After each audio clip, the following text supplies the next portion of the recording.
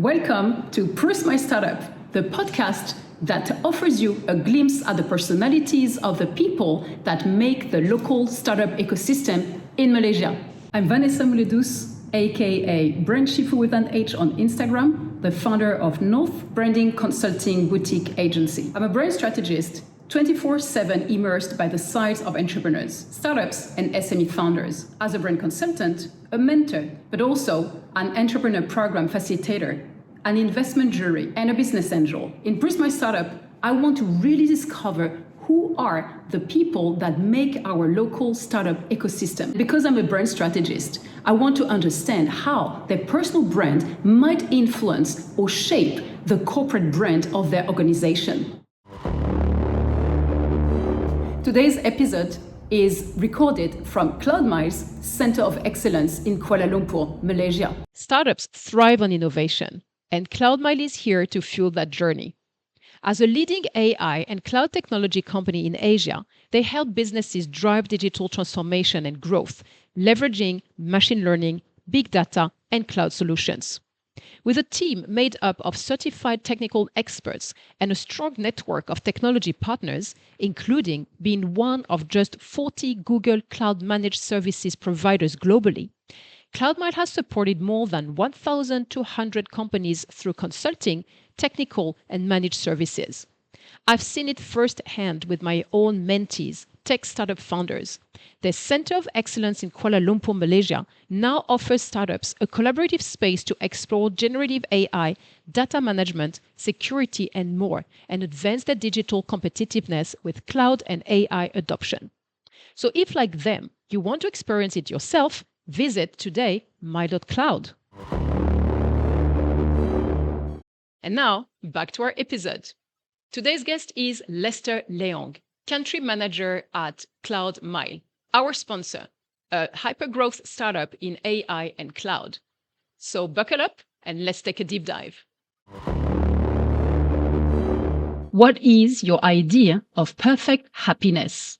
My idea of perfect happiness would be being able to live everyday life with fullest. You don't have to be rich, but being able to spend your day with people that you love, family and friends, and do meaningful things in life. Yeah, that would be my ideal meaning of happiness in a day. Nice. Yeah. What is your greatest fear? Wow. I don't think I have any greatest fear though. Maybe if you want me to call out one, probably would be I don't like to fail in things. Right. Whenever I do something, I set my mind on it. There's only one goal in mind, which is to make success. So that could be my fear, which is to fail. Indeed. Yeah, you probably can call it that way. Yeah. Okay. Makes sense. What is the trait you most deplore in yourself? The real trait I don't like in myself. Wow. Sometimes I can move at a very fast pace where my surrounding friends and family and team members are not being able to catch up with that pace. So probably I need to be a bit more considerate with others being able to catch up with my pace. Understand. Yeah, so that's something that I feel that I can improve on it. Okay. Yeah. What is the trait you deplore in others? What is the trait I most deplore? So same you really don't like in others. I really don't like in others. I don't like people that procrastinate. I don't like people that doesn't take ownership and responsibility, right? And I don't like people to be not punctual, right? I like it. So yeah, literally these are the characteristics I don't really like to see it in others. And I hope that, by listening to this podcast, those of you have these three attributes, please improve yourself. It's not only me. I think generally everybody doesn't like that. True. Yeah, because you respect each other. And punctuality in Malaysia, I'm saying it's something. Those who know me, usually they say, oh, you're too harsh on the punctuality. But well, it's a trait I value as well. So I understand. What living person do you most admire? Which living person do I most admire? I would say my mom. My mom, because she brought me up in a very unique way.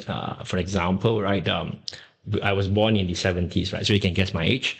Parents back then are quite strict, right? But she brought me up in a more open-minded mentality and kind of way where it allows me to see things before it happened. It allows me to gain experience ahead. So I was normally ahead of the pack when I was in primary school or secondary school.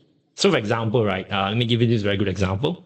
She brought me, when I was like 15, she brought me to a bar in Penang, right? And then she, of course, I didn't say that, mom, but she taught me how to start to grab a beer.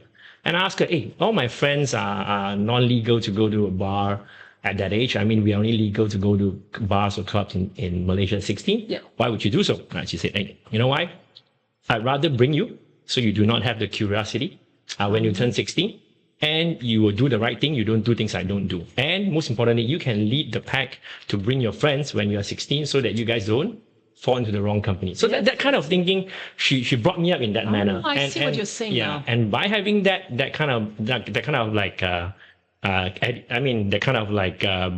upbringing from a parent, from my mom, it made me who I am today. It shapes a character. Yes. Yeah, so I would say definitely my mom. interesting. Very importantly, she gave birth to me to this world, right? True. There's no mom, there's no True. Lester, right? True. So that's very important as well. Yeah. So That is she's true. definitely the most important person and respectable person I have. Nice. So, yeah. Nice. A lot of people have named parents usually, and that makes a lot of sense. There are a few though, but I think the number one is still. Yes. Yeah. It's the Hands down. first top one. Yeah, of course.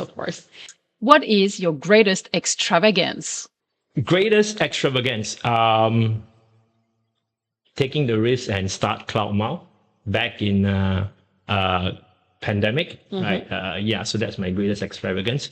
My entire 20 over years career have been always working for large MNCs mainly, Right. US corporates. I never done a startup before. I don't okay. know how to do it. Wow. Okay. And took the leap of faith back in 2021 and started CloudMile. So that's my biggest extravagance. 3-4 years in the making. I think we are relatively going on the right track. And so that would be my greatest extravagance. Taking the leap of faith and start CloudMile. Very good. Having no experience of being a founder or startup. True. Literally, I didn't know from that. zero. Wow, Yeah. Okay, interesting. Yeah. Especially in the pandemic. Yes, so it's double risk here. Oh, yeah. And the day we started, it's June 1st, 2021, which is MCO lockdown 3.0 day one. Ironically. Yes, I was sitting at home for like 4.5 months. That was the longest, the final lockdown, wondering, oh my, Lester, 20 over years experience, you made this move.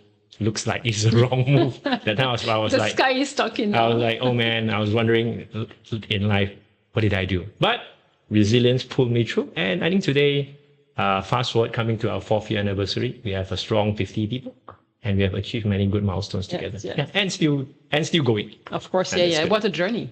Yeah, so that's my biggest Extravagance. Yes, extravagance, indeed. Yeah. What is your current state of mind? My current state of mind, I would want to definitely bring the company to new milestone and success. Most importantly, so that the entire team members can grow with us, number one.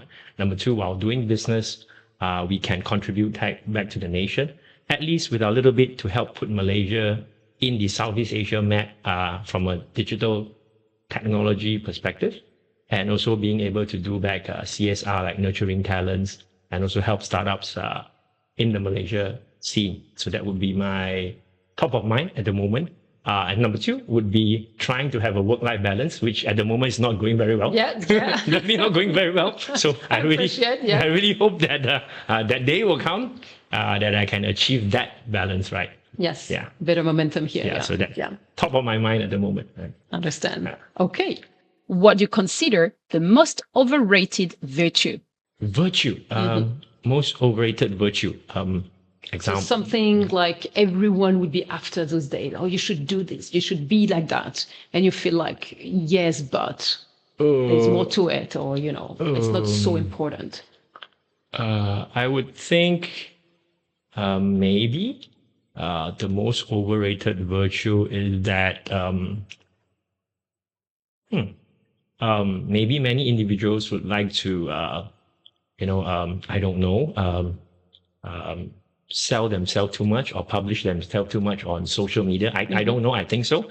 Or maybe like even in LinkedIn, I start to see that a lot of companies are just in there, connecting and just publishing things which I think is a little bit irrelevant. Maybe they got the objectives a bit wrong.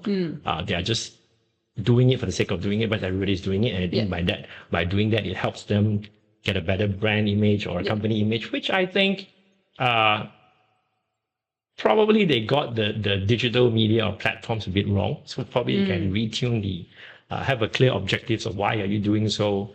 Only then you get onto that and do it. I would think maybe that would be my perception. Yeah. I may be wrong though, but I just feel like sometimes some digital platform or social media, some postings or some publishing are just berserk or just, hey, this is like too overrated or oversell, which defeats the original purpose for being on that platform. Yes, I understand.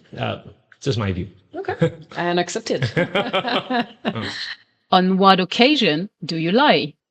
I don't. Let me try to think. White lies and cheat.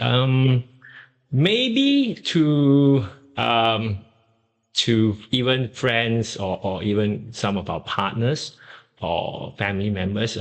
If the cheating doesn't really harm anybody, it brings no impact, but it's just to soothe the actual conversation outcome, to maintain a relationship or to bring things forward or being able to make progress in certain stuck situations. Sometimes maybe a white lie or rephrasing of a sentence in a more rephrasing of a sentence in a more smooth manner that doesn't harm anybody would be okay. I definitely think, but definitely not making up stories that is like contributing to a lie that you need to cover with another lie. Right? So so that would be okay for me to a certain extent, and maybe sometimes during I don't know, for me, work hours. I like my happy hour drink at the end of the day. So sometimes when you're a bit too tired and stuff, I don't mind taking a glass of wine or a drink maybe during lunchtime or in the afternoon, right? So that's also a little bit of cheating, but as long as you can hold your posture well, you are able to continue your day without offending any of the partners or client or be disrespectful. I think that's good. That's also something that, I consider maybe cheating. Maybe. Okay. No. we can accept that as well. Okay, maybe, no. What do you most dislike about your appearance? My appearance, if anything. Wow. And you can say I'm very happy with myself, which is fine as well. Yeah, there's not necessarily a real answer to it. I'm trying to think, actually. I don't think there's any thing I dislike about my appearance for the time being. Which is great. Maybe my sense of fashion is not up to the Gen Z era. Maybe it could be. Did you have any stuff commenting or what? No, I don't know. So probably it could be that, but I don't think I have any thing I dislike about my appearance. Right? Again, right? Tribute to my mom. Right? Shout out, mom. You're the best. Right? Which living person do you most despise? And please, no name. Yeah, thanks for the question. Very good question. I totally don't like hypocrites, right? People that like to stir shit. Sorry, find my language. She's gonna censor that, right? I don't like hypocrites. I don't like people which is dishonest, and like to take advantage of the situation. So those are definitely types of people that I would not respect at all, right? What is the quality you most like in a man? Quality I most like in a man. Yeah. Confidence. I strongly believe every man needs to have confidence, and in every one of them, so that they're able to carry out that personality, right? So that would be my first thing that the quality that in the man is confidence. Yeah. What is the quality you most like in a woman? I have a very strong answer for it. Independent. I strongly believe that every woman need to be able to be independent and not relying on the men too much, which is those are like the traditional prehistoric thinking. I think in today's world, men and women are equal. Even some, I do believe that women can do a better job than men. So women need to be able to be confidently that they can be independent. Yeah. Very nice, very Western then. That's I have a respect for female career women, which is confident in like what they do and what they want to do, right? And they speak their mind. So I totally have respect, and I enjoyed conversations with them because they are there to speak up. Not like, hey, maybe no, but no, and you can have a very good conversation with them. Maybe things that in a situation we will think differently, and then females that daring to speak up, and it may give a different thinking for the particular situation or conversation. So I think that's something that I really enjoy. Yeah. Which words or phrases do you most overuse? If you have any, because some really don't have. I do have. You have? Okay, so which one? I do have. It's called cheers because I really do a lot of cheers and okay. I like my after work wind down drink, so I like to use the word cheers, and even in my messages as well, I either put a whiskey icon or a cheers icon on it. So that would be the common word that I always use. Right? It just reminds me, hey, it's the end of the day. My favorite part of the day is coming. What or who is the greatest love of your life? I do have one, but no names. This one, I would say mom, but I think I've given you glamour earlier, so Mom, just give it a miss, right? No, right, top. So this one is like a little bit more. I share this story. So I have this friend of mine.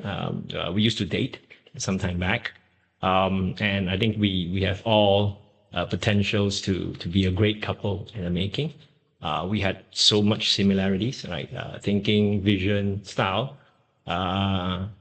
Today she's already, no, I don't think she's married. So she's the love of my life, but we just didn't come along because towards the end we have some the lifestyles in life and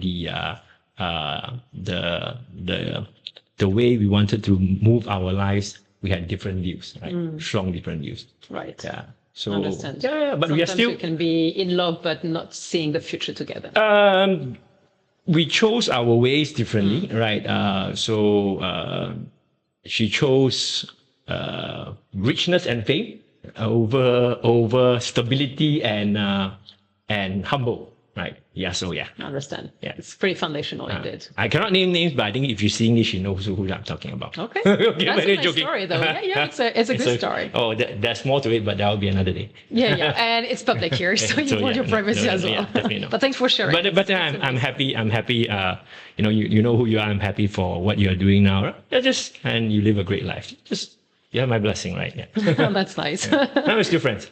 Oh, We're good. still friends. Oh, so you're still having your roads still. We are still together, friends, but not close friends. But we still wish, like, we meet each other, we just do hi, or we greet each other during like some festive season and so on. We're still connected. Yeah. Oh, that's nice. Yeah. Oh, that's good. No enemies here. No. Yeah. Of course. No, but you could have just lost yourselves, out of sight of the love somehow. Mm-hmm. But obviously, you're still part of each other's circle. So nice.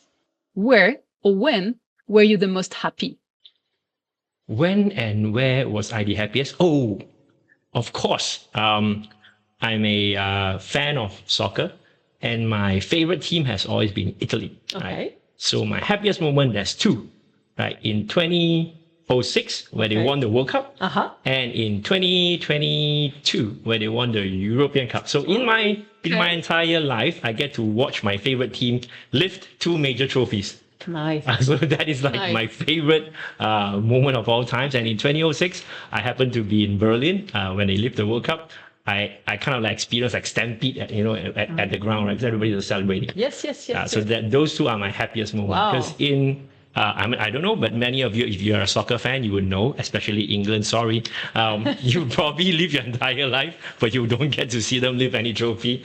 Sorry, I mean, I don't mean that to say that. I'm just taking an example, right? So yeah, so I think those are, what are the chances, right? Yes, correct. Because your favorite team is not like Brazil or Argentina, the normal ones that will win trophies. Italy, yes, they are, but yeah, I think the last time they won the World Cup was in 1982, right?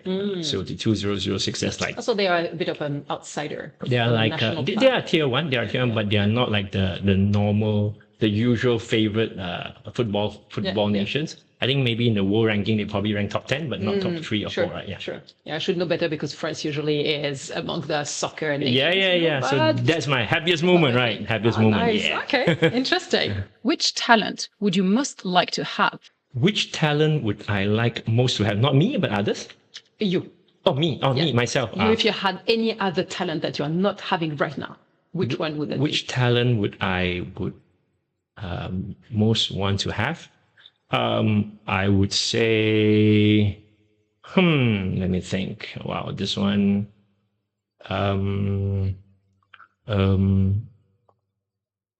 Maybe this is a crazy talent.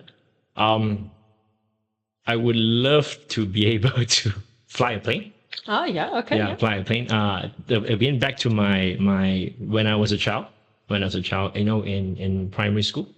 I always wanted to be when the teacher ask everyone about your occupation, your what you call it, your dream, your dream, right? It's either doctor, firefighter, police, lawyer. Yeah. Right. Oh, lawyer is a dream? No, I'm not. For me, it's air steward. Right. Back then, you're talking about the early 90s, air steward, because back then, flying is a luxury. True. True. It was not like mass market like today. So, I'm the same generation, so I really wanted to be an air steward. Why air steward, not pilot? Because I think that, being a pilot, you need to study so much things. I think I'm not the kind of that can study. So why don't I just piggyback to be an air steward? Yes. And then I just be able to fly around the world and then date all the air stewardess. So that's my dream. Right. So now if you ask me the talent would I have at this moment juncture, I don't think I can be an air steward to serve people on the plane and get all those pressure. I'm not in for it. So if I have the skill set I wanted, if I have a wish, I wish I can fly my own plane. Right. And I can just live that dream and just do my, So it's not being in the air, really, the dream here. I like traveling. I like traveling a lot, and definitely flying a plane is something that it's something that I've envisioned, but I don't know whether I can do it for this life. But maybe when I achieve work-life balance, I can go and and you have so much still more life, So that would be one of the skill sets I would like to inherit, of course, without learning and studying. If I wake up and have it, that would be great. Sure. Everyone would love that, but that doesn't happen like it. But you still have time, so who knows? Okay. Yep. So maybe in the future we will see you above our heads. Who knows? Hopefully. Yeah, that's good. That's a wake-up call today. Yeah. Very good. I kind of forgot about it, but yeah, good question. There you go. And then it reminded me about you see? it. Yeah. So on your bucket list here, yes, you have that to start. List, yeah? Very good. If you would change one thing in yourself, what would it be? If I could change one thing about myself, what would it be? I don't know though. I never complained about my life. I never thought about anything. I would never thought about anything that I want to change. But maybe back to the earlier question, right? I didn't mention why I wasn't an air steward. Yes. Literally, after I went to Singapore and I interviewed for SQ. I passed all the 4 interviews, including a swimming test and the dive test and swimming test, and I was a qualified air steward. Really, I was supposed to go and get my contract the next day. So I was supposed to be an air steward. But because of landing the dream job, my Singapore friends and Malaysia friends celebrated with me, partied whole night long. The next day, I was late for the employment letter. I was living in the West and Changi is in the East. Yeah. And back then, as just a fresh graduate, before even going to college, right, I graduated back then was in Form 5, we call it. Form 5 in secondary 5. and I couldn't afford a taxi. Singapore is expensive, so I needed to take the train. By the time I got there, I was late, and then the HR was telling me, "Oh, sorry, do you know you are in what industry service? And do you know that you're coming the plane will not wait for you, so we have no choice but to revoke your employment letter." Now, if I could change one thing, I would like to change that day. Still celebrate, go home a bit earlier, sign the contract in time, and wanted to know how would my life be, right, if I were to be in the aviation industry, right? Sure. Yeah. That was a total different journey. Total different journey. I wouldn't know, but that's something that I want to change. Yeah, I understand. I understand that. To know. But then again, I have no complaints because of that.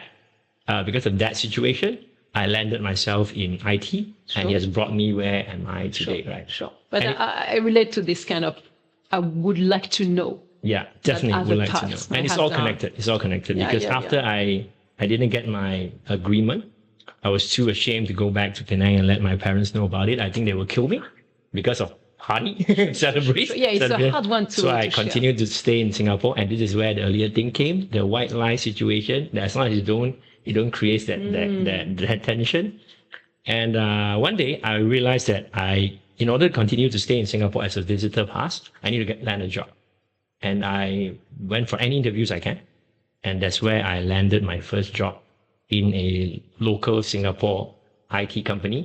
And that started my IT journey. That is just like fortunate. The coincidences on the track, yeah? Coincidence on the track. Wow, yes. The company definitely know who they are. They are still going strong in Singapore today. And it's a listed company. But HR will never forgive you because when I interviewed for the job, I was like, hey, you cannot tell me for a second interview, I need the job right now. So HR was like, okay, that time it was newspaper, the published salary is X amount. I'm going to deduct 40% because I'm going to give you express route. I'm like, oh, okay. I'm like, serious? I'm like, are you taking advantage of me? And the answer was yes. So you remember who you are. But I think you're retired already. So, nice HR. Nice HR. You're doing the job, right? But that lands me here today. Wow. Yeah. Oh, that's such a story. So punctuality, now I remember why. What you don't like is non-punctual people. Exactly. Now I understand. You have like a gut feeling about punctuality. Exactly. What do you consider your greatest achievement? I think I shared earlier, CloudMile would consider my greatest achievement, but I think there are many other things in life. Probably let me just name, I mentioned CloudMile already, so I think I just want to share a different achievement story. It would be great if you can.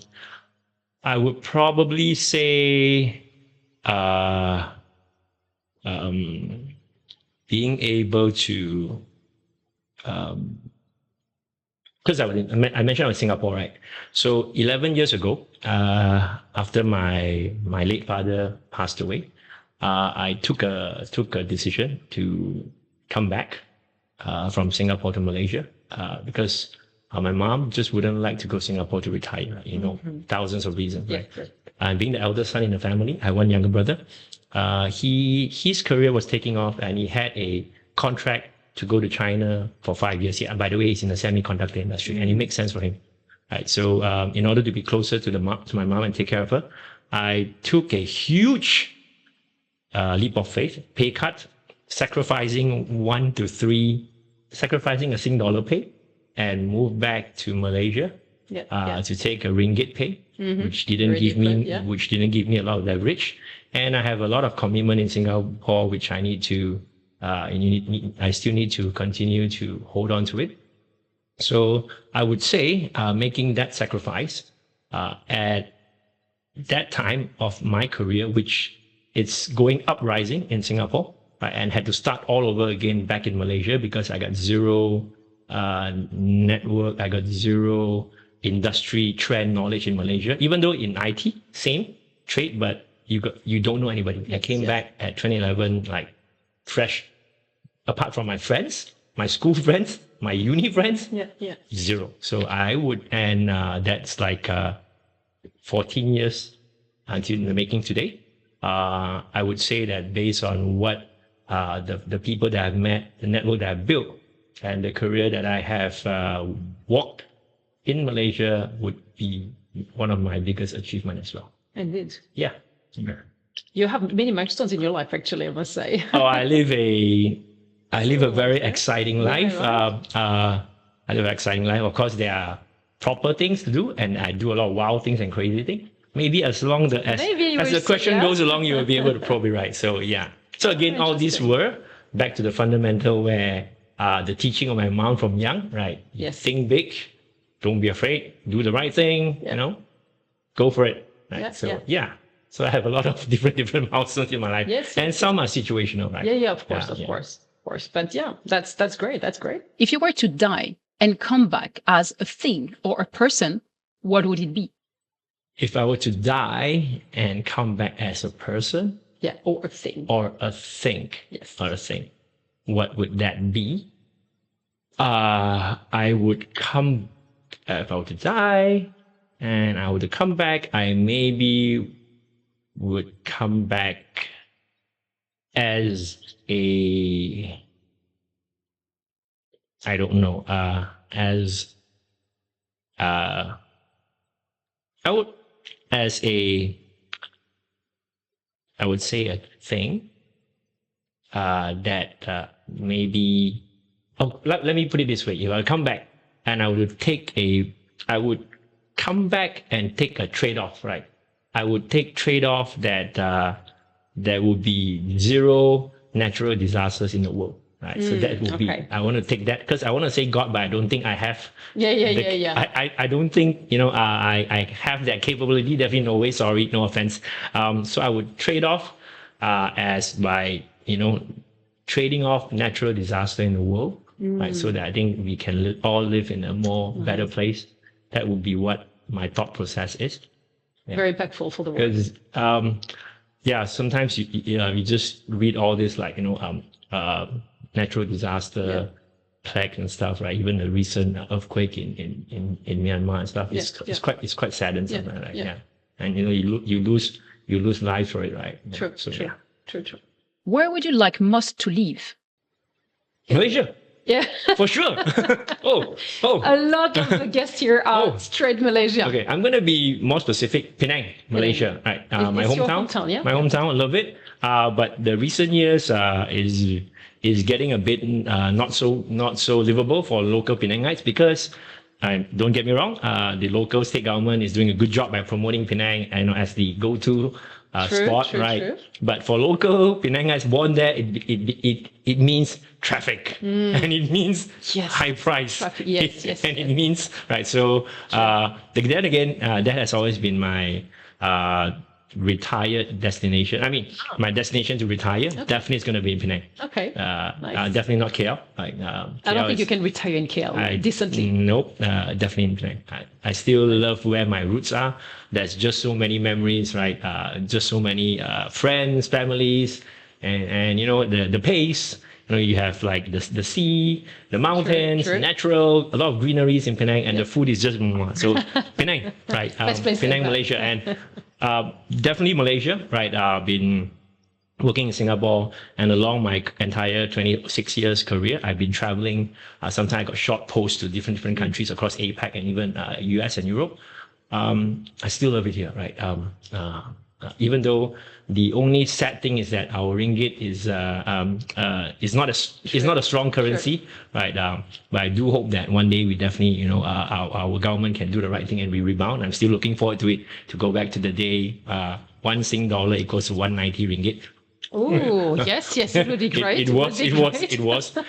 So yeah, but in Malaysia, in terms of food, people, culture, it's just so amazing, right? People here are amazing.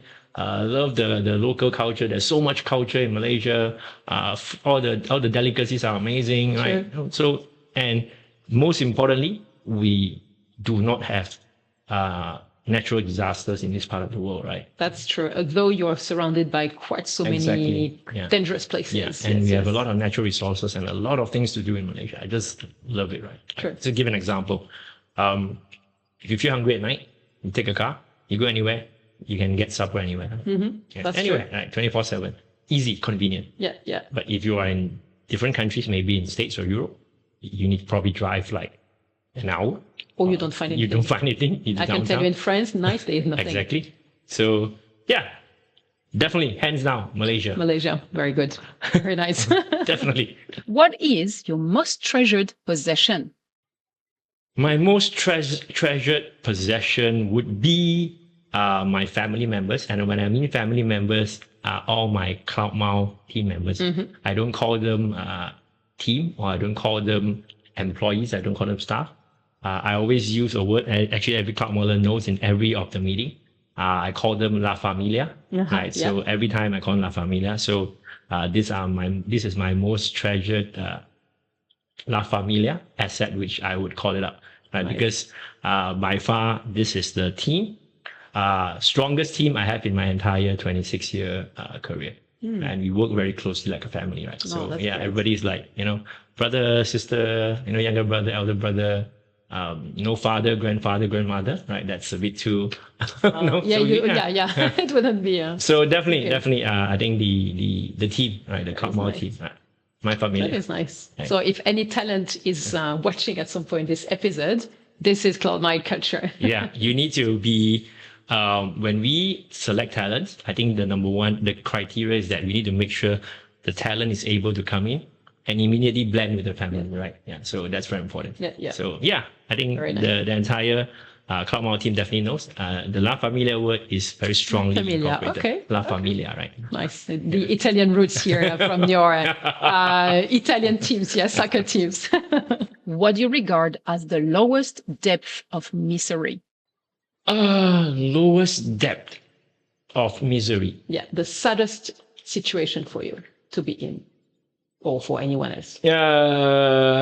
Saddest situation for me to be in, lowest depth of misery. I'm trying to think what kind of scenario would be sad, right? Like the one that is the deepest level of sadness for you. Wow. Deepest level. That is the concept of misery. It's really, really hard sadness. Difficult situation. Very difficult situation. Difficult situation. Maybe can be emotional, can be situational. I would say I want to say that, but I don't think that's something I want to say. Let me just think. I would say maybe saddest situation. I believe many of the your guests would probably say the same thing. Watching your loved ones or people that you love move on into the next life, I think that would be always very emotional and sentimental for any human being. Right? As long as you're not cold-blooded, right? So I think that would be the very saddest thing that would happen to me, right? If any of my friends or family members move on to the next life. And but you did some gift. You have to, because that's just part and parcel of life. But I would also think of the bright side, right? Which is that if you were to spend enough of your quality time with them, you have good memories with everyone, you are not enemies, right? And everybody will milk each other out of the best timing and good memories that lives behind. That would be something that I treasure, right? Sure. And what is your favorite occupation? I shared earlier. No, I think so. I shared earlier. No, that is my dream occupation. I would say favorite. Why? Because I never got a chance to live any other. Work on any other occupation. So I still stand by my, my dream, childhood dream, steward. Right. But if I have a talent that can immediately instill in me, and I don't have to learn anything, it's pilot. The highest level. Immediately now, don't need to learn, just go, right? Yeah. Okay. What is your most marked characteristic? My most marked characteristic of myself, right? Yes. I would say confidence, maybe. I would say. Okay. I do believe that I carry myself with confidence. Not overconfident kind of confident, but carry myself well. And I'm being able to portray as a sincere person. And being able to think strategically and do things with confidence. Right? Yeah. So you heard about? I would say so. I would say so. You heard about my car accident story before. Yeah. So that is something that I strongly believe that confidence is my strongest characteristics, and think of the bright side. Yes. I never like to yield or complain for things that happen. I do believe that anything that happens for a reason, and it's our choice that led to the end result, or that path that we are going. So, and we cannot turn back time. Definitely, I should have said that would be one of the thing that I wanted, right? Turn back time. So anyway, we couldn't turn back time. Yeah. So think positive, think of the bright side. It could be worse, right? And move forward. Yeah. What do you value most in your friends? I value a lot of things in my friends. A lot. But I think top one in your friends. But the top one that I value most with my friends is that we are able to, whenever we get together, right? We got each other's back. We do crazy things, right? But we always got each other's back, and we definitely can trust each other, right? So that's something that I value, right? Trust among the friends, and being able to do crazy things with me. And I mean crazy, you guys know what I mean, right? What do you mean? Can we know? Some examples, but not lately already. Maybe back in the younger days. We used to have this, there's this movie called Hangover. Even today, my WhatsApp, there's a Hangover group chat, right? So we will just plan a trip to some countries that you have good booze, laid back, and can do crazy things. We literally just get hangover and just do a lot of like crazy things happen. And all those are aftermath stories that we when we catch up, we talk about it and we laugh it out. Right, so a lot of stories, but that would be a little bit too probably abusive to say here. Sure. Definitely maybe not the right place here. But reimagine. But definitely, friends that have joined on the hangover trip have probably seen me in some hangover trips who know what I'm talking about. Right, it's just literally just don't think. Just do it. Yeah.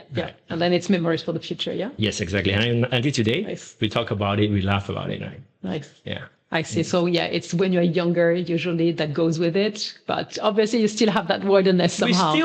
We still have that energy though. It's just that, now maybe the frequency is lesser. Sure. Yeah. But we still once in a while get together and do some crazy things. But probably now with a little bit of shackles, because most of them are already a father. Yes, you have more responsibility now. A husband, a father, or maybe some grandfather, right? So it's tempered wilderness now. Understand. Who are your favorite writers? Who are my favorite writers? Ouch. I don't have, actually. You don't have? Okay. I don't really read books a lot. I read articles, short news and stuff, but I don't really read a lot of books. Even though I do read, it doesn't. I read some maybe strategic books and stuff, but I don't really follow the writer. I go with the content and the title. So the answer is I do not have a favorite writer, right? Not for me. Okay, that's okay. Sorry to all writers out there, just being truthful. No. Who is your hero of fiction? I can answer this one. So everybody that knows me, so the answer comes in two parts, right? I've always liked. Of course, we all watch. We have our superheroes, a movie or comics when we're young, right? I've always liked Batman. Okay. Always, right, from young. Even today, I think the movies, the trilogy, everything, I don't think I missed any of them. Maybe the lately one, yes. And why? It's because I do Batman as a superhero character is the only character that doesn't have superpowers. He doesn't. He doesn't have. He flies, right? No, I'm not versed into it. No, he doesn't. I know he has the Batmobile to fly with. He's a very brilliant person, a brilliant mind, on tech. He is able to work with his team to build all this strategic tech, but he's the only one that has a lot of true, non-superpower. So it's more realistic, right? And you watch all the Batman movies, he's always like in every movie. He definitely have dashed up time because he's really literally, a fist battle, right? So, and I've always admired the character because he's like the only character that has superpower, more realistic, down to earth. It shows that, hey, it probably educates me, and what I like about it is that I get to see, toughness in the character, right? This is tough. You get bashed up, but you don't give up and stuff. So that's always the character I like, Batman. But recently, as we go along, I think the La Familia has put me as a Captain America. So I start to have to, hold up the fort. Yes, so, yes. So maybe in a later stage, I'm probably going to shift from Batman to Captain America in my different stages of life. Yes, right? yes. Yeah, also maybe there's a journey toward the heroes. Yeah, so. and last time when during the Batman era, I was an individual contributor in my career. So I like that it gives me the how you call it, the morale booster in terms of in my career I get bashed up all the time. It's so difficult. The corporate ladder is like so high, but I'm gonna get there, right? One day. If Batman can get beaten up all the time, right, brutal by fist battle all the time, and he wins towards the end, so I'm gonna get there, right? So that was my past life, but now different. I got 50 people that's depending on me. To feed their family, so I probably got to pick a different. The hero type is different now. The hero type is different now. True. Very interesting. Okay, interesting. Which historical figure do you most identify with? I most identify with. Yes. So most, like maybe the most that resonate with you. The most that resonate with me. I've always liked a historical figure from a China history, the Three Kingdoms. Most resonate in some ways, but some ways do not. I don't know whether you know of this character in the Three Kingdoms. Not really the Chinese history, not much. It's I think a lot of people will know. Many people like in the Three Kingdoms story. So literally it talks about three kingdoms, right? Long story short, when the emperor falls, the empire falls, and then there's a lot of different groups that wants to unite China, and they create their own clan and army and so on. Of course, there's royalty, there's non-royalty, but towards the end it comes down to three. So the entire China was split into three, and then there were three I would say kingdoms that wants to unite China. So among the three, one is the good person that within this kingdom, this camp has all the characteristics of the hero. Okay. Right, hero. One, of course, would play the villain, right? The villain, and one would play the kingmaker role. I wouldn't say kingmaker. I would say more like a supporting role, right? Not important. Right? He will not make king. History will maybe forget about. He will not make king. So the one that portrayed the villain, his name is called Cao Cao, Cao, Cao Cao. I think my characteristics are more similar to him. Now, because why he portrayed a villain is because he has the aggressiveness, right? To unite the kingdom, and he wants to be king. In order to be king, of course, he does a lot of things very rashly and brutal. Okay, so that part is definitely not in today's world. But the part why I think I resonate with him well is that even though he's brutal, he's eyes on the prize for gold. But the way he can carry his army and his team. In fact, at the point of time, he was the one with the largest army. He divide and conquer, and the way he carries his army, the way he commands, the way he has the vision, right? It's way beyond his time, right? Back then, at that era, you're talking about before Christ era. So he's able to see through all those things. Right. So I think decision making, thinking big, strategic, being able to command respect from the team, and being able to strategize and position his warriors in general at their to their strength, right? And in that's something that I resonate very well with him. And he also does respect talent. So one of the storyline was that this good guys camp, the top general was under his captivity, right? But he was such a fan of this general. He wanted to recruit the general to be to be his, but this general didn't wanna partake. Yes. So towards the end, the general was so they become friends, right? The general was killed in battle by the third kingdom, the in a way, and he mourned for the general, right? And he mourned for the general. So they kind of like respect. The kind of like respect for human being, respect for friendship and stuff. Those are things I think I resonate quite well with him. But not the evil part. Of course, yes. Today I still aim eyes on the prize. I am very clearly what I want to do, what in my life, in my career, for La Familia, everything. But we do it in a non-brutal way. You do it in a way where where culture brings you, right? And teamwork.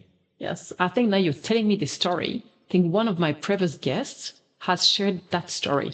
It was the emperor that unified China, was it?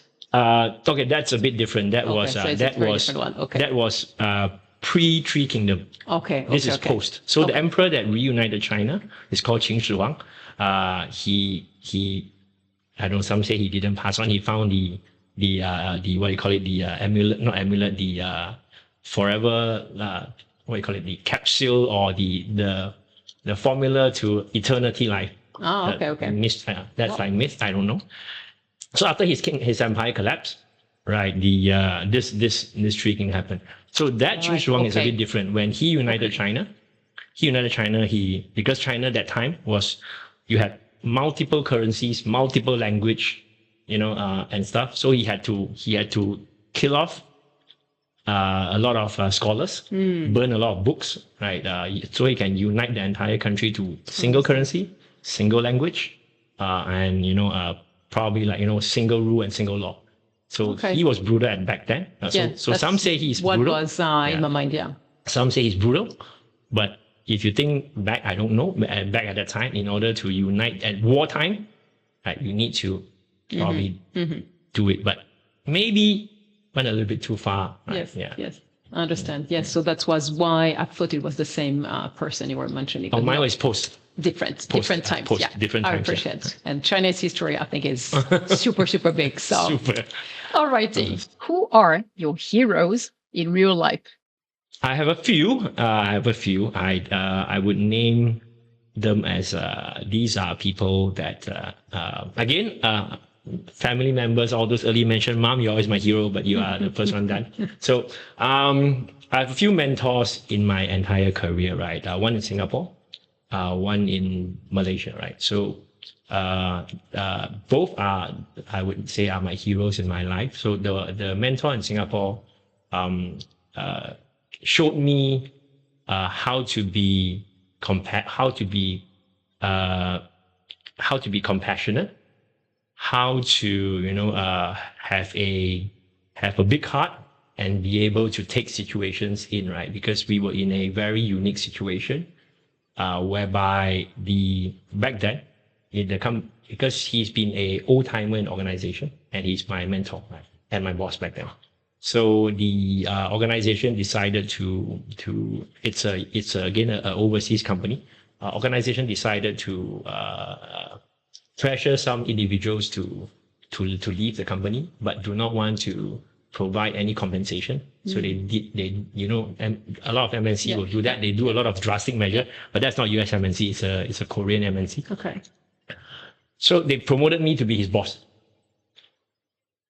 Right. Okay, yeah. So it's a very awkward situation. Yeah, from mentee to boss of a mentor. Exactly. So from staff to boss. Right? Yeah, so I was about to reject that role, and I wanted to just probably move on in my career. But he taught me how to embrace it, and what is his view of me taking that role, and that gave me a different perspective of how can an individual have such big heart, right? And he explained to me how he view it, the details, and it's a good opportunity for my career, and I should be taking it. But even though he's my staff, we should, how should we be treating each other with respect, and how he's cooperative to support me. So that showed me the real side of a human being, given the fact that I'm in Singapore. Sorry, Singaporeans, I don't mean to say that, but yeah, in Singapore, a lot of the nation is built in a way that people are more for myself because it's a very competitive country. So he's my first superhero that taught me that, and it changed my perception. My second one is my previous boss in Malaysia. In my previous role, I think everybody knows who he is. So he taught me a lot of things, being able to look at things from a more holistic view. If I want to be a leader one day, which I am today, right? Rather than looking at only yourself and team, how should you look at organization-wide? How should you look at cross-function business unit? How should you look at being able to lead the pack by having a global mindset? And most importantly, he drilled me. I always remember you drilled me how to look at P&L to the last dollar and cent, right? I hated it. But today, that is one of the strengths that I have, being able to look at P&L, right? Means like normally in organization, the CEO we need a CFO to run that, right? But because of his training, I'm able to do up to 70-80% of what the CFO does. Oh, okay. So I can see that dollar and cents. You are able to, when you are able to look at how do you juggle between cash flow, profits, and dollar and cents. I think that will be quite impactful for a person. Yeah. And it's not something that skill that you can learn overnight. It comes with experience. So he taught me that because he was making me a deputy in the making. So he wanted me to be a successful deputy. So he was drilling me, looking at dollars. And in my previous company, trust me, the P&L is in Excel sheet. Sorry, at the time we don't use Google. Excel sheet in the 1,000 of columns and rows. Wow. Yeah. That was some kind of exercise here. Oh, that's crazy. Right. So you could have hated it. I didn't like it at first, right? Yeah. But come to think of it, until today, I think it really shapes me. Yeah. Right? Yeah. So one shaped me to be human, right? Under any circumstances, right? You must have the human element. And another one shaped me to have a global mindset overview, and down to being able to look at dollar and cents, right? So that was a good preparation for this role, indeed. Like it was. When I came out, then I realized that all these skills I need. I didn't hire finance until 2 years later. I was looking at the financial books together with just outsource the accounting books to a service. Yeah. And literally, I don't need that accountant to tell me what to do. So you are being able to juggle and being able to groom the team and the company to where we are. So that is a strength that it's instilled in me. Nice. Yeah. So these two are my superheroes in my life. Yeah. Super big mentors, I must say. Yeah. Very interesting and good mentor. If I wouldn't be where I am today if it wasn't for two of them. And until today, we're still in touch. Oh. Still in touch. Of course, the Malaysia one is closer to heart. Sure. On and off, we do catch up. In fact, my mentor came here, hosted him a few times here in the COE. Nice. We caught up for some drinks. The Singapore one, only when I go to Singapore, then we catch up, right? Yeah. Very nice. Yeah. So very good mentors here. So I strongly believe that every one of us will have good mentors in their life as they walk life. You just make sure you don't miss each other. Just make sure you just grab onto that opportunity and just go with the flow and it will be. I mean, it will turn out well. And now, because having said that, it's a lot of things that because of these two mentors, things that I'm doing today, like giving back, to the nation, to help startups. And even recently, I've enrolled any chance to enroll to become a mentor, be it for student university, or recently I just joined the enterprise mentor role. Yeah, so I always volunteer myself to put myself out there, right, and do that. And recently, I just concluded a mentor program organized by Dell. So I managed to put together like a couple of mentees with me. Yeah. And today, they are listening to this. They definitely know, right? We become very good friends. We have people from different ages, different cultures, right? And different religion. But we put together, and I strongly believe that we blended very well and we learn a lot from each other. What are your favorite names? Names. Names. Names, right? For male, names, just names, right? Names in general. For men or male, I've always wanted to have this very fancy name, right? But my mom didn't give it to me, of course. Called Alejandro. Oh, yes, yes, That's okay. a male name that I like, right? For female name, I would like something very sophisticated and complex. Yeah, because recently I'm listening to too many Chinese songs due to the team's influence. There you go. Need to think. For female names, I would like maybe the more standout ones would be maybe Samantha. Okay. Maybe a Samantha. It was very hot name in the 80s in France and Europe. That's my era, right? Where's Samantha? Or maybe a Rebecca. I just like female names with 3 pronunciations. I don't know why. I just feel that, it's a bit more, I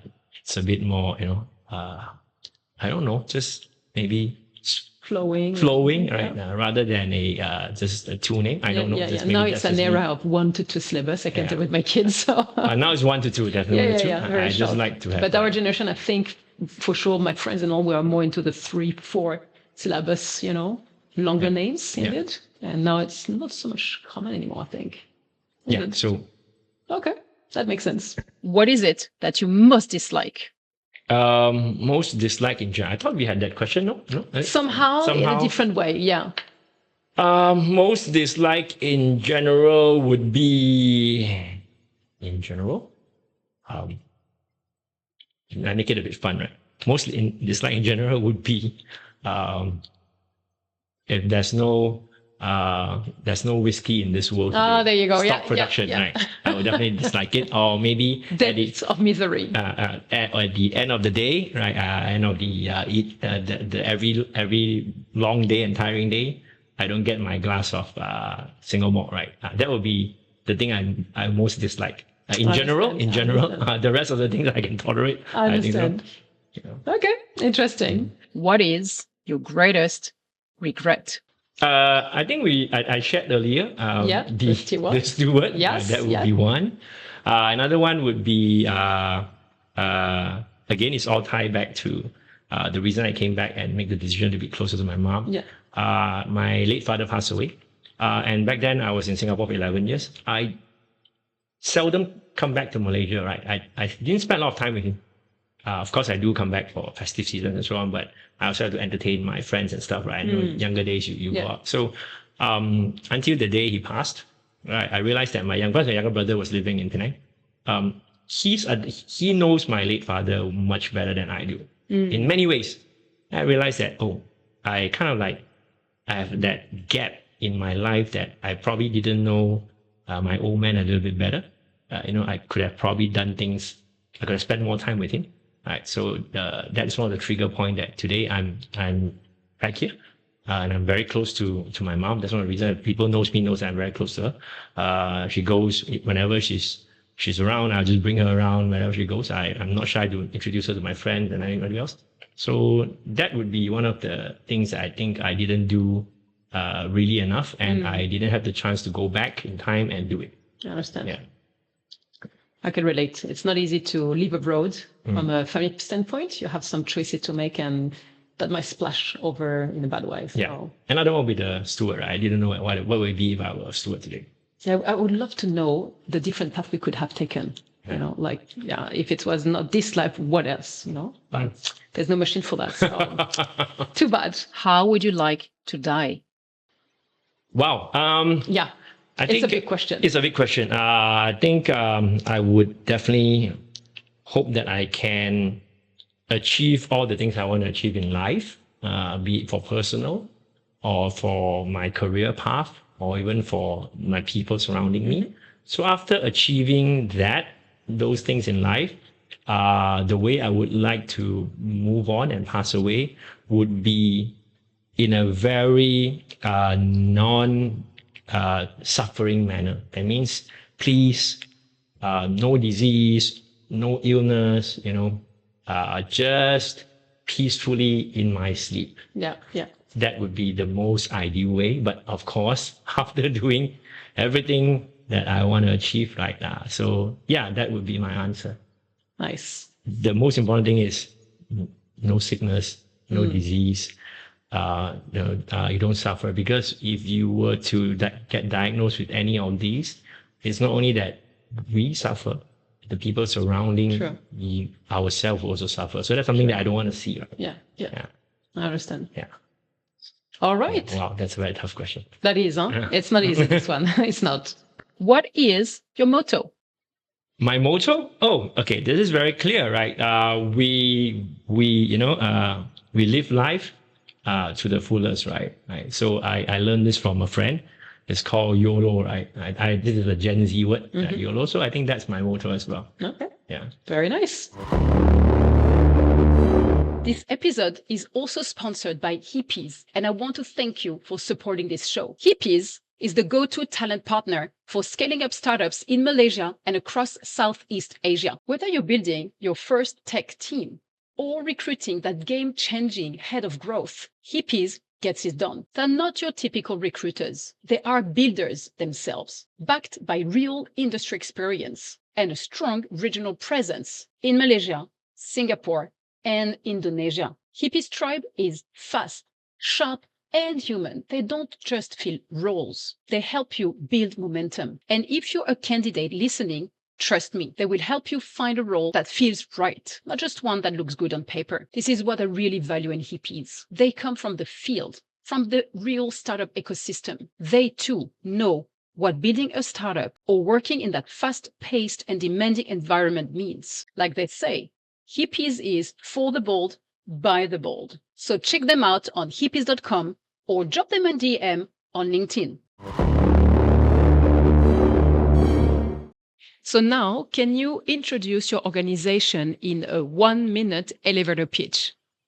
1 minute elevator pitch. Also, for the audience, we are a true blue cloud service provider focused on data, AI, right? Security, cloud infrastructure, all the FinOps and SecOps, and including managed services that helps organization move the traditional IT and on your digital transformation journey. And we provide consulting, solution architecting, proposal, delivery, all the way to 24/7 support. And the objective that for the company is to help as small Malaysian organizations, be it enterprise all the way to SMB or startups, transform digitally, so to catch up with tech and being able to move forward, make Malaysia the tech nation for Southeast Asia. Right, so that's what we do. Of course, when we do it with flair and fun. Why are you on Earth for? It's a bit different from the elevator pitch. Okay. It's more vision driven here. That's good. I think we are on Earth because we want to bring cloud technology, especially AI, right, to be able to go the next mile. And being able to put all this technology to real life use cases to help companies, countries, or people transform in a more meaningful way, right? By being able to move the needle from traditional IT to digital transformation, and being able to, by doing that so in a very efficient way and knowledgeable way and with guidance. All these respective companies are being able to, deliver their end solutions or end products to B2B or B2C, and making this world a more sophisticated and a better place to live. I don't know. I think so, maybe. And also, we want to be able to be the company that really is the experts of these very forward thinking tech to be able to pass down this knowledge to help out the next generation of talents. So that would be our purpose on this earth for definitely. Very good. And of course, on the other side would be this one. If I'm not saying this, I will probably lie to you. Of course, we also want to be be seen as the forefront digital company that one day hopefully we can make the board and get more investment and expand our so-called technology literature to the entire world apart from APAC. Yeah. We wish that to you. And I can, complete one milestone and I can go and do my other milestone before I move to my next life gracefully. Nice. Okay. What people do you want to resonate with?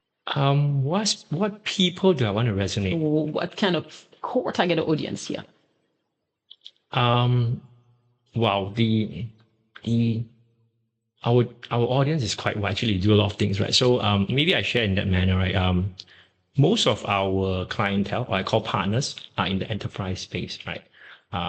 Because we believe that moving the needle, the digital needle in enterprise, you need very strong expertise and skill set, and it's very time consuming. And not many partners or companies out there are being able to sustain through that tough period. So most of our clienteles are enterprise based, right? And we can handle very, very strong, complex, because we have the skill set to handle very strong, complex pain points and situations. Now, so that's our core. But having said that, in this last 3.5 years, right, we realized that the Malaysian market has lack of cloud data AI talents, right? So we started to work with our partners, right, like Google and some of the ISV to put some co-curriculum or some programs out there to help nurture talents from university perspective, and also to upskill and reskill the B40 and M40. Now, when we do that, then the education sector suddenly resonates with us in that manner. Yes. Right? So that's how they come along. And I think that's where then the other thing would be where I started to meet you maybe 2 years ago. We realized that I started to get myself into the Malaysia startup scene, and we got in and realized, the Malaysia startups are very just so what you call it. They are just so they have such a good ideas. All these startup founders are so passionate. They got so great ideas. And then, I just felt very touched as a Malaysian. So we wanted to see how can we contribute. And then we realized that, actually startups always have a lot of incubators to guide them, raise fund, business canvas strategy. And a lot of tech partners are willing to give them program. Now, but there's no party that comes in between as a tech partner to guide them how to best utilize these programs by the principal. So we raised our hand and got into that space.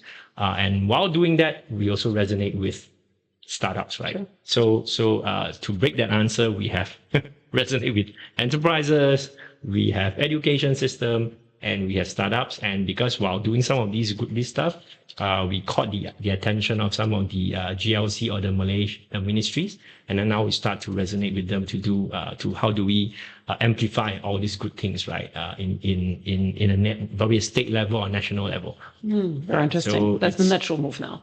That's a natural move now. Yeah. Okay, congrats on that. Very good. Expanding.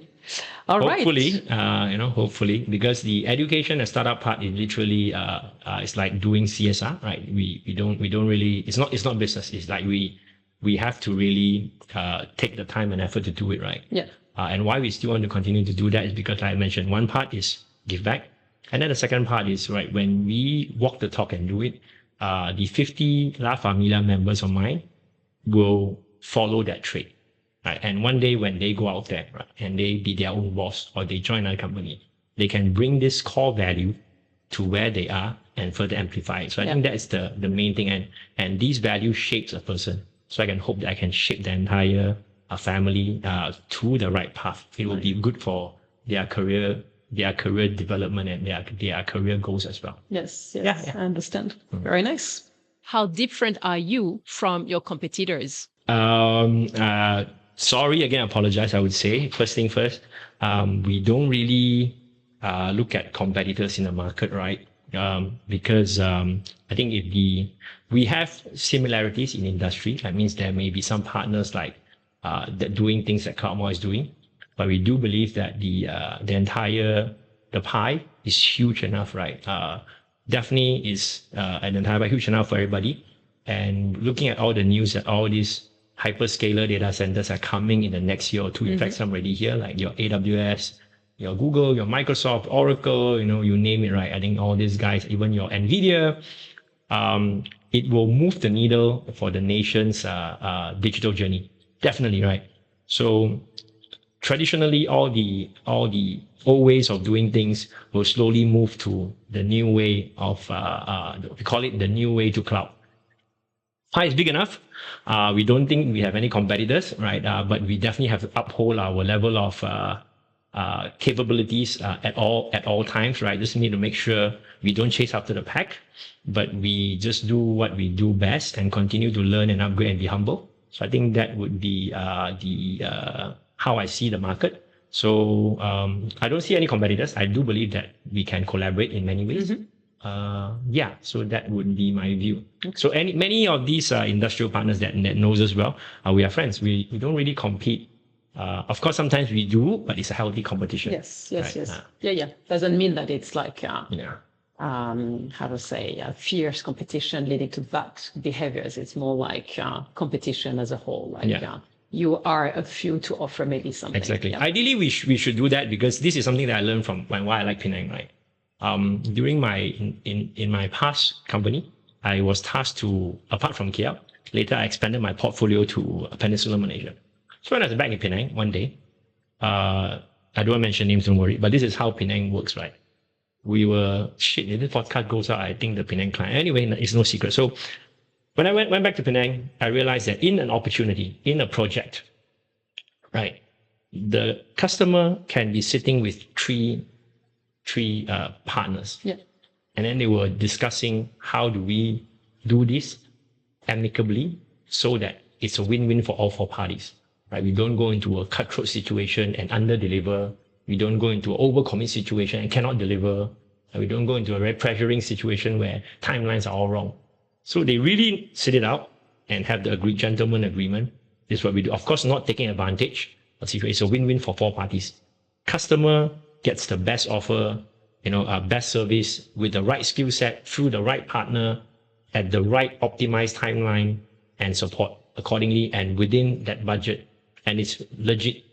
So that's something that I don't see in KL. Maybe here is like a more big city, right? Okay. A little bit more brutal in that way, but still better than Singapore. So yeah, I think literally that is a good takeaway I have from Penang that, okay, if this is possible, it's possible here. Yes. But someone must take that first step to welcome it, right? So I'm definitely welcoming alliances and partnership. So if any of the my so-called, if you think I'm your competitor out there, just debunk it, right? Definitely no. We welcome alliances and partnership. But our vendors, like people like Google and all my ISV, and definitely my cloud providers, they know this very well. What do you promise to those people? I promise to the people I resonate as with. CloudMile. Yeah, as CloudMile, right? I think we have in my every single presentation about CloudMile, I end it with a slide that says that CloudMile definitely wants to be the provider, right, on any organization's digital journey. We want to make their digital journey possible, right, with cloud, data, AI, with experience, right? So the word here is experience. All our customers or partners that know us knows that CloudMile is about experience, right? Like this center of excellence is experience.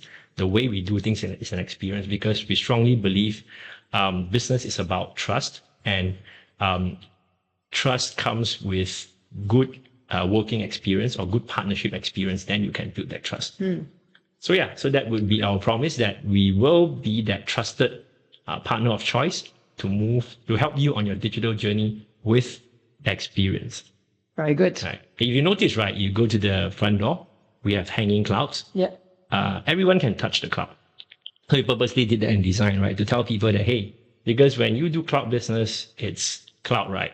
So we hear a lot of people saying, hey, If I put my money in traditional hardware, software, Yeah. I can see it in my data center. Yeah, I can you can touch it. I can touch it, I can Yeah. hug it. But in cloud, I cannot touch it. No, come to our COE. You can touch it here. Ah, interesting. So that means we know our stuff, right? Yeah. We are bringing the cloud to you with experience. Yes. Very nice. Very nice image. Any hot news to share with us? Right. I would say that we constantly, so where we're sitting here today, as we call it, the Center of Excellence of CloudMile in Malaysia. If the audience have a chance to, do follow us in our LinkedIn page. I'll go to our URL mile.cloud, right, .com. You'll be able to see a lot of upcoming activities and events that we constantly post.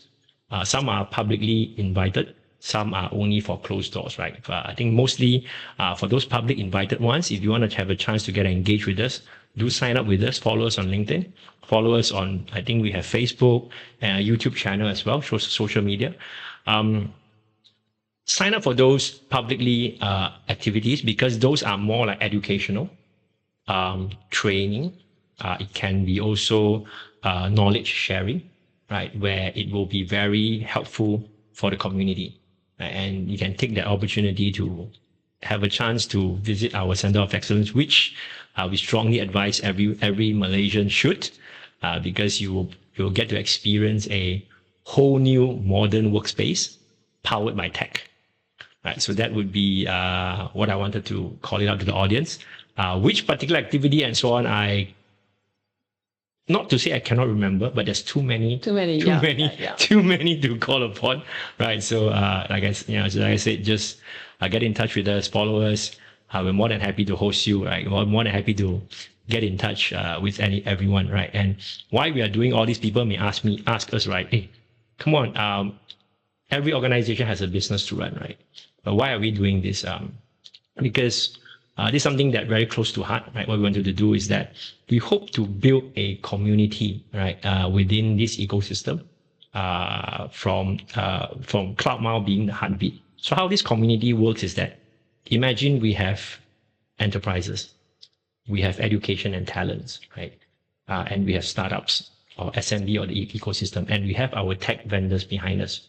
So we can bring the latest tech to the enterprises, nurture talents to help the startups, right? Because this is what, in fact, I think we need to do a lot, because talent pool here is really short.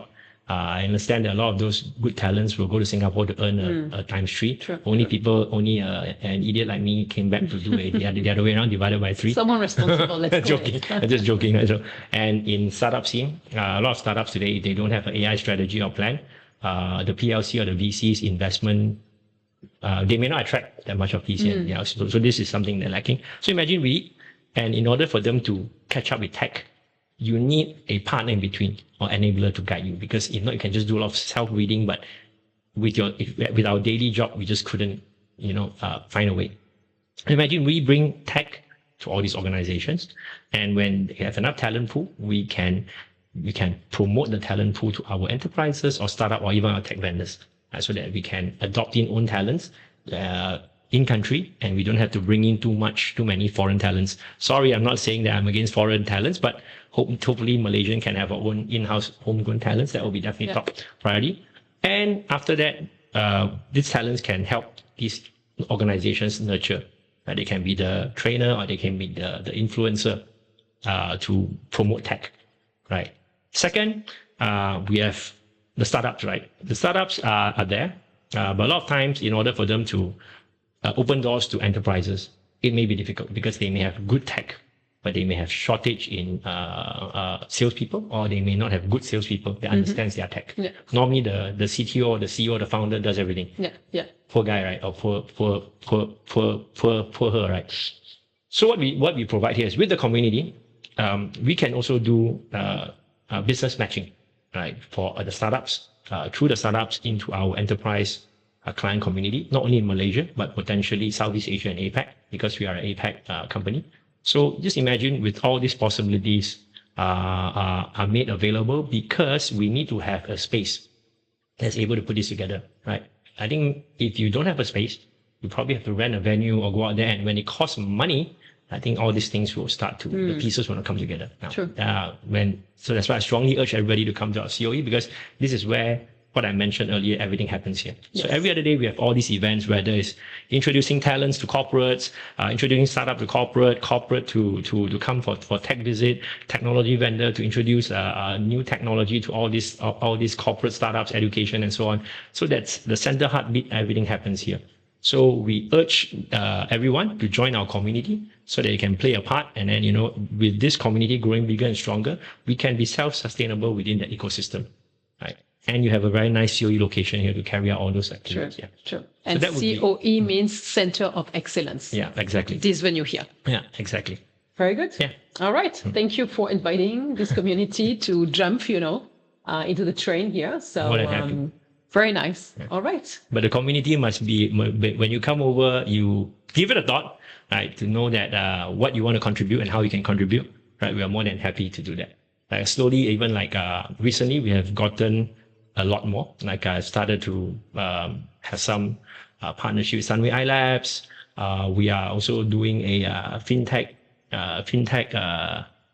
service hub with PayNet. I think the launch is on 5th of May. Same thing. So these are all for to nurture, either to nurture talents, help the community, or help startups. Either one of these objectives, we are definitely welcome to. We're more than happy to contribute to it and be part of it. Very good. All right. Thank you, Lester. Thank you, Vanessa. Now that's a wrap. Thank you. Thanks, Vanessa. That's a wrap. Thank That's you a very wrap. much. Whew. How you feel? Okay? Okay. Yeah, good. Okay. Good. Super